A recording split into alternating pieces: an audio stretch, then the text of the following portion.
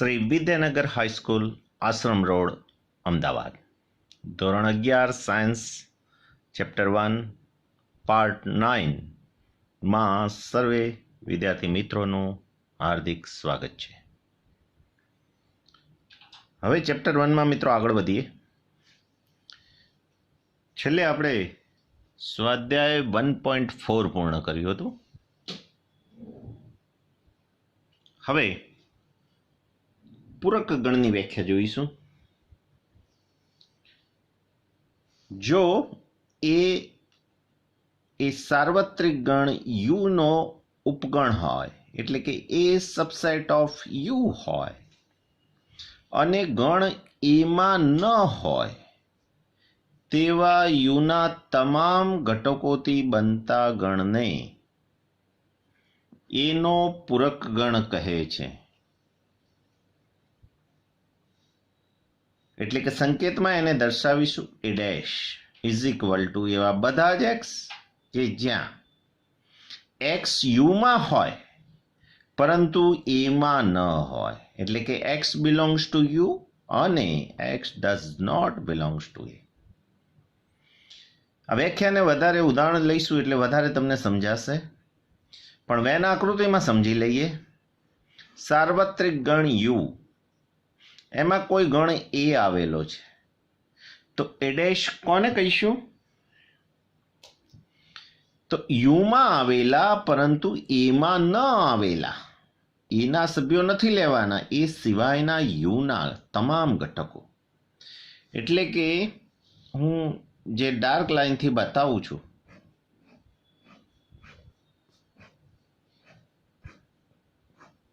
આ બધો જ ભાગ એ ડેશ કહેવાય.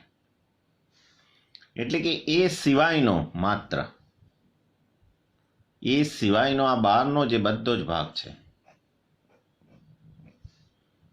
એને એ ડેશ કહેવાય. એટલે કે એ ડેશ બરાબર આપણે આવું પણ લખી શકીએ, યુ માઇનસ એ. સાર્વત્રિક ગણ યુ માંથી માત્ર એ બાદ કરી દો તો જે વધે એને એ ડેશ કહીશું.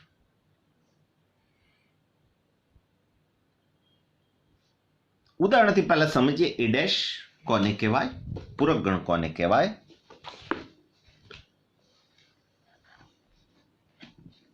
અહીં દાખલા નંબર 1 છે, એમાં સાર્વત્રિક ગણ યુના સભ્યો આપેલા છે 1 2 3 4 5 અપ ટુ 9.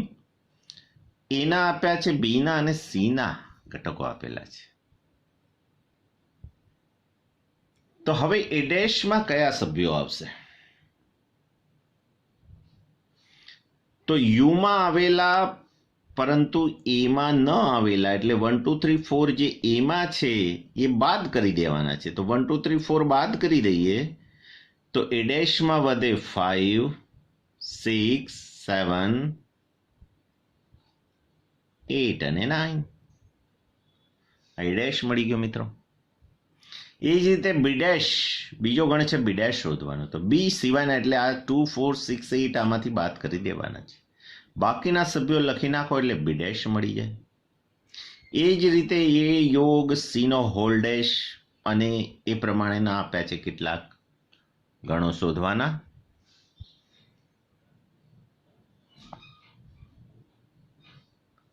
તો આ જો જોઈએ એ દાખલા નંબર 4માં તમે જોશો, દાખલા નંબર 4માં આ દાખલા નંબર 4 છે, એમાં યુ એ અને બી આપેલા છે અને એમાં એ યોગ બીનો હોલ ડેશ શોધવાનો છે is equal to A dash છેદ બી ડેશ. મિત્રો આને ધ મોર્ગનનો નિયમ કહેવાય છે. એટલે કે ધ મોર્ગનનો નિયમ સાબિત કરો યોગ્ય ઉદાહરણ લઈને, તો તમે આ ઉદાહરણ લઈ શકો કોઈ પણ અને એને સાબિત કરી શકો.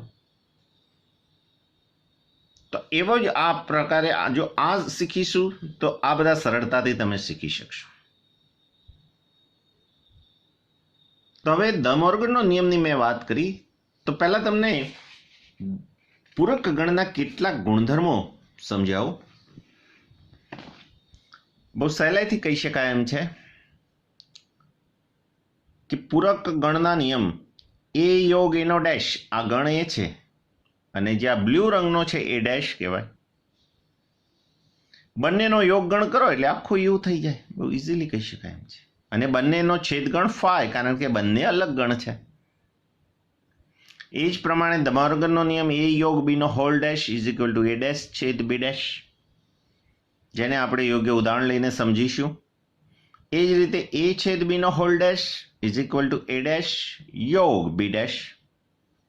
આવું સાબિત કરી શકાય. એ ડેશનો ડેશ, એ ડેશ એટલે આગળ બ્લુ રંગનો છે, અને એનો એ ડેશ લઈએ એટલે એ સિવાયનો યુનો ભાગ, એટલે એ પોતે થઈ જાય. એ ડેશનો dash is equal to A. એ જ પ્રમાણે ખાલી ગણનો પૂરક ગણ એટલે phi dash is equal to U થાય. ફાઈમાં એક પણ સભ્ય નથી, એટલે એક પણ સભ્ય એટલે કોઈ બાદ કરવાનો રહેતો નથી, એટલે કે આખે આખો સાર્વત્રિક ગણ યુ થાય. અને યુનો dash is equal to phi. એક બહુ સ્વયં સ્પષ્ટ પરિણામ છે, આપ સહેલાઈથી સમજી શકો. તો પરિણામનો ઉપયોગ પણ દાખલામાં કરીશું. સૌથી પહેલા ધ મોર્ગનના નિયમને સમજીશું યોગ્ય ઉદાહરણથી. દાખલા નંબર 4 પહેલા સમજીએ. દાખલા નંબર 4 એટલે કે યુ બરાબર, હું લખું છું,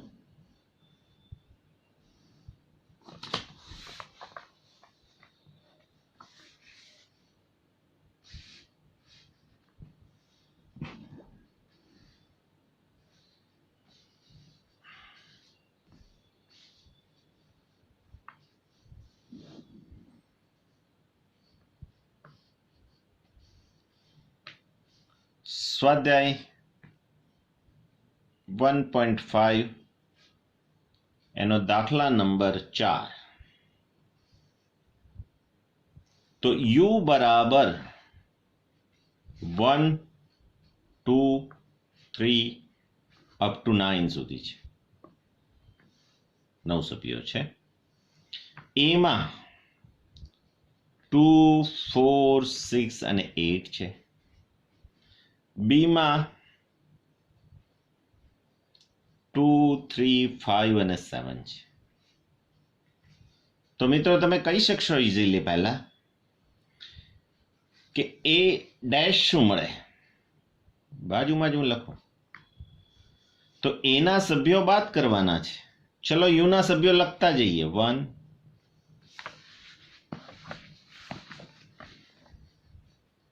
2 નથી લખવાનું, 3 લખીશું.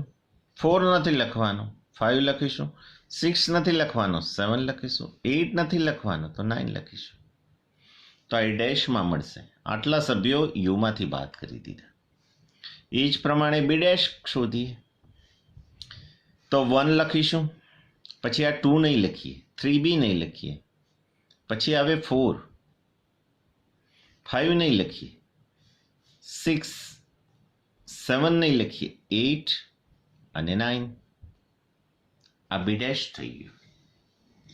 તો હવે આપણે આ ધ મોર્ગનનો જે નિયમ છે, એ યોગ બીનો whole dash is equal to A dash છેદ બી ડેશ અને એ છેદ બીનો whole dash is equal to A dash યોગ બી ડેશ, એ ચકાસીશું. ધ મોર્ગનનો નિયમ યાદ રહ્યો મિત્રો? ફરી હું લખું. ધ મોર્ગન ના નિયમો. પહેલો, એ યોગ બીનો whole dash is equal to A dash છેદ બી ડેશ. અને બીજો નિયમ આવો છે કે એ છેદ બીનો whole dash is equal to A dash યોગ બીનો ડેશ. આ સાબિત કરવાનું છે. તમને પરીક્ષામાં પણ પૂછાય કે યોગ્ય ઉદાહરણ લઈ અને ધ મોર્ગનના નિયમ સાબિત કરો, અથવા કોઈ પણ એક નિયમ પણ કહેવામાં આવે. તો આપણે પહેલો નિયમ સાબિત કરીએ. તો આપણે જાણીએ છીએ એ યોગ બી કઈ રીતે શોધવું. એ યોગ બી ઇઝ ઇક્વલ ટુ એના સભ્યો લખો યોગ બીના. મોઢે આપણે કહી શકીશું એ યોગ બીમાં શું આવશે? એ અને બી બંનેનો યોગગણ એટલે 2, 3, દરેક સભ્યો લઈ લેવાના છે. 4, 5, 6, 7 અને 8. હવે આનો ડેશ શોધું. એ યોગ બીનો હોલ ડેશ. એ યોગ ડાબી બાજુ આપણું શું છે? એ યોગ બીનો હોલ ડેશ. તો એ યોગ બીમાં ન હોય તેવા યુના સભ્યો, એટલે કે એ યોગ બીના સભ્યો લખવાના નથી અને એવા યુના સભ્યો. તો ચાલો એ યોગ બીમાં આ છે તો 1 નથી અને યુમાં 1 છે તો 1 લખીશ. પછી 2 ન લખાય, મારે 3 ન લખાય, 4 5 6 7 8 નહીં લખવું. હવે રહ્યો 9.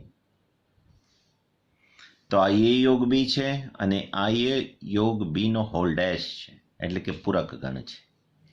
આને પરિણામ નંબર 1 આપું. તો હવે જમણી બાજુ RHSમાં જોવું તો એ ડેશ છેદ બી ડેશ, એ ડેશ છેદ બી ડેશ. ચલો એ ડેશ મેં લખેલો છે અહીંયા 1 3 5 7 અને 9. છેદ બીનો ડેશ પણ લખેલો છે અહીંયા 1 4 6 8 and 9.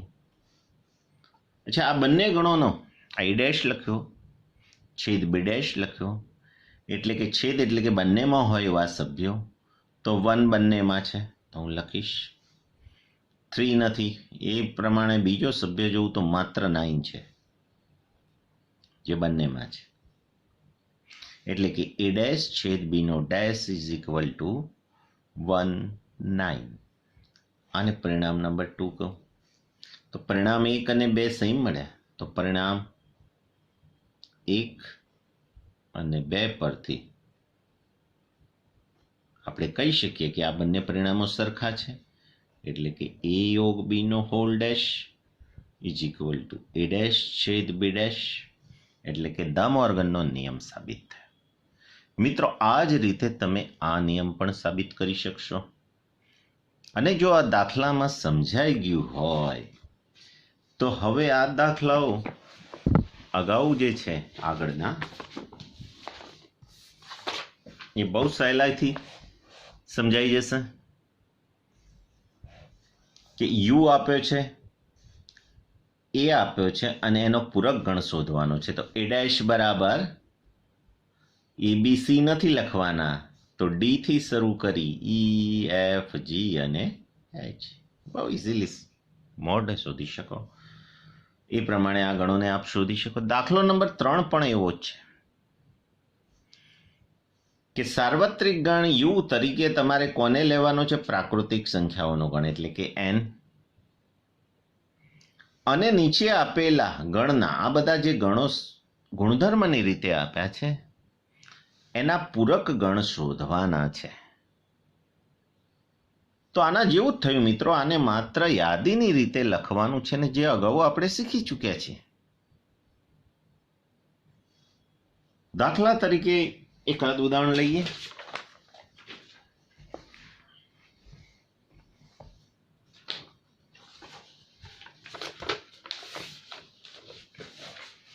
કે સપોઝ દાખલા નંબર 3 ની હું વાત કરું છું.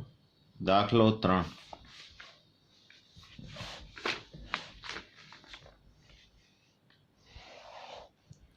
ચલો, પ્રાકૃતિક સંખ્યા ગણ n એને યુ તરીકે લેવાનો છે, એટલે કે યુ બરાબર 1 2 3 અપ ટુ અનંત.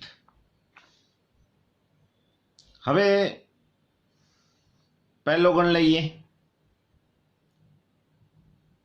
એ બરાબર x, કે જ્યાં x એ યુગ્મ પ્રાકૃતિક સંખ્યા છે. તો એમાં કયા સભ્યો આવે? યુગ્મ, એટલે કે 2 4 6 8 અપ ટુ અનંત. તો મિત્રો ઇઝીલી તમે કહી શકશો એ ડેશમાં કયા સભ્યોનો પૂરક ગણ શું થાય? 1 2 નહીં લેવાનો, 3 4 નહીં લેવાનો, 5 7 અપ ટુ અનંત. એટલે કે આને ગુણધર્મની રીતે લખવું હોય તો આ રીતે લખી શકીએ. એ ડેશ બરાબર x, આ રીતે x કે જ્યાં x એ કેવી સંખ્યાઓ છે? અયુગ્મ. x એ અયુગ્મ પ્રાકૃતિક સંખ્યાઓ છે. તો મિત્રો આ પણ દાખલો 3 એકદમ સરળ છે. અગાઉ પણ આ બધાની ચર્ચા આવી ગઈ છે. માત્ર એ ડેશ શોધવાનો છે. ચલો બીજો કોઈ દાખલો લઈએ. 10મો લઈએ. એક્સ કે જ્યાં ગણ બી કહું એને,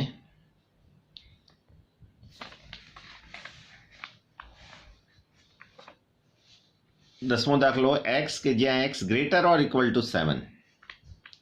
એક્સ કે જ્યાં x greater or equal to 7 એટલે કયા સભ્યો આવશે? ચલો હું સભ્યો જ લખું યાદીની રીતે. 7 અને 7 કરતા મોટા, 7, 8, 9 અપ ટુ અનંત. તો હવે બી ડેશમાં કયા સભ્યો આવે? 7 થી નાના. કોના સભ્યો? યુના. એટલે કે 1 થી 6. 1 થી 6. તો આપણે આવું પણ લખી શકીએ કે એક્સ કે જ્યાં X belongs to N, N એટલે કે પ્રાકૃતિક સંખ્યાઓ, અને કેવી હોવી જોઈએ? Less than 7. 7 કરતા નાની પ્રાકૃતિક સંખ્યાઓ એ બી ડેશમાં આવે. તો વિદ્યાર્થી મિત્રો, આમાં પૂરક ગણ શોધવાનો છે અને એમાં ખાસ ધ મોર્ગનના નિયમો. હવે આગળ આપણે જોઈએ કે નીચેના દરેક માટે યોગ્ય વેનાકૃતિ દોરો. તો પહેલો છે એમાં એ યોગ, દાખલા નંબર 5. એમાં પહેલો છે એ યોગ બી નો હોલ ડેશ. તો મિત્રો વેનાકૃતિમાં જેમ તમે જાણો છો કે સાર્વત્રિક ગણ યુ છે, ગણ એ, ગણ બી. હવે એ યોગ બી એટલે કે કયો? એમાં હોય અથવા બીમાં, એટલે આ ભાગ આવે. તો એ યોગ બી નો હોલ ડેશ એટલે કે એ સિવાયનો ભાગ. એટલે અહીંયા હું દોરું છું, તમને આઈડિયા આવી જશે.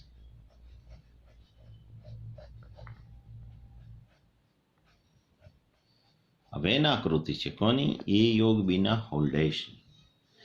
આ જે સફેદ ભાગ દેખાય છે આટલો, એ યોગ બી છે, અને એનો ડેશ એટલે કે એ સિવાયનો યુ નો ભાગ. મિત્રો ખ્યાલ આવી ગયો હશે તમને? તો એ રીતે તમે એ ડેશ છેદ બી ડેશ અથવા એ પ્રકારના વેનાકૃતિ તમે દોરી શકો છો ઇઝીલી. પછી છઠ્ઠો દાખલો છે, સમતલના તમામ ત્રિકોણોના ગણને યુ તરીકે લો. જો ઓછામાં ઓછો એક ખૂણો 60 થી ભિન્ન હોય તેવા ત્રિકોણોનો ગણ એ હોય. એટલે કે ગણ એમાં શું આવે? 60નો ખૂણો, ઓછામાં ઓછો એક ખૂણો 60 ન જ હોવો જોઈએ, અને 60નો ખૂણો એ ન હોય તો એ સમબાજુ ત્રિકોણ ક્યારેય બની શકે નહીં. સમબાજુ ત્રિકોણમાં ત્રણેય ખૂણા 60ના હોય છે. તો એ સિવાયનો ભાગ, એ ડેશ એટલે કે એ સિવાયનો યુનો. યુ શું છે? તો બધા ત્રિકોણોનો ગણ છે. સમબાજુ, વિષમબાજુ, કાટકોણ ત્રિકોણ, લઘુકોણ ત્રિકોણ, ગુરુકોણ ત્રિકોણ, બધા જ ત્રિકોણ જે પ્રકારના છે એ બધા જ. પણ 60 એમાં 60 થી ભિન્ન એટલે કે સમબાજુ નથી એમાં કોઈ. તો એનો અર્થ એ ડેશમાં સમબાજુ ત્રિકોણોનો ગણ આવશે. બહુ સિમ્પલ મોડે આ થોડુંક વિચારીને જવાબ આપી શકાય. એ ડેશમાં શું આવે? સમબાજુ ત્રિકોણોનો ગણ.